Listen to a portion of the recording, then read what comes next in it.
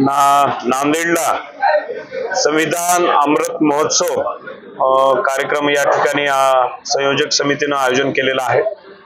आज आपण बघू शकता की भारताला या ठिकाणी 75 वर्ष डॉक्टर बाबासाहेब आंबेडकरांनी संविधान सादर करून होत आहे आणि अमृत महोत्सवी वर्ष साजरा करताना नांदेड येथील संयोजन समितीने या ठिकाणी निर्णय घेतला की 3 आणि 4 असे 2 दिवसाचा नांदेडला कार्यक्रम घ्यायचा आहे।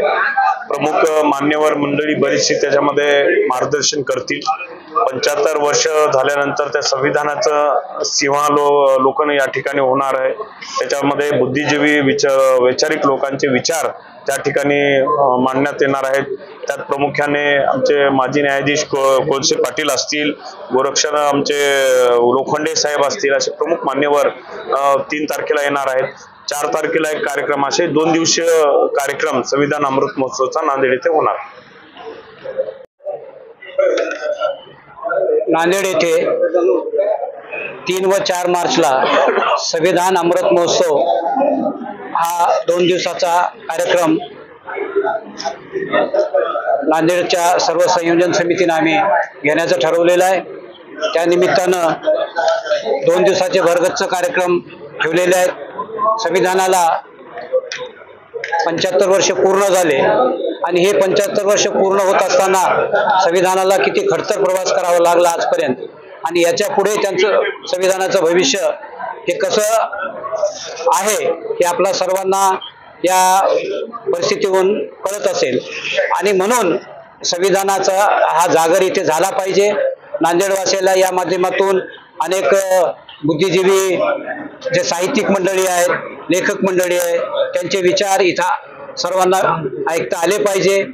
त्याच निमित्तानं 4 तारखेला आंबेडकरी चळवळीच्या एक प्रसिद्ध गायिका कडूबाई खरात यांचं सुद्धा आपण या निमित्तानं संगीताचा कार्यक्रम ठेवलेला आहे।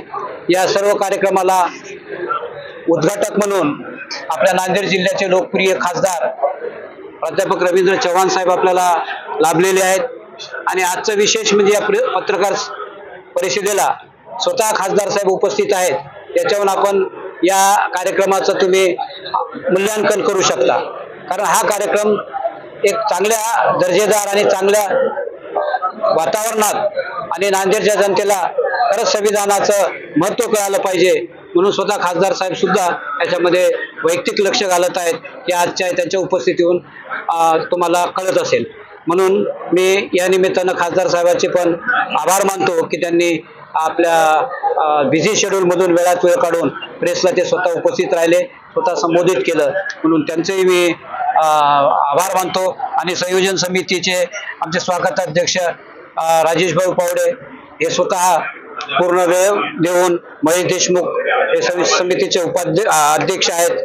त्याच्यानंतर सहसंयोजक आमचे डॉक्टर गंगाधर सोनकांबळे साहेब, सत्यपाल सावंत साहेब, हे सर्व आमचे संयोजन समितीचे मंडळी अगदी तन मन धन लावून या कार्यक्रमाला यशस्वी करण्यासाठी ते सर्व सहकार्य करत आहेत।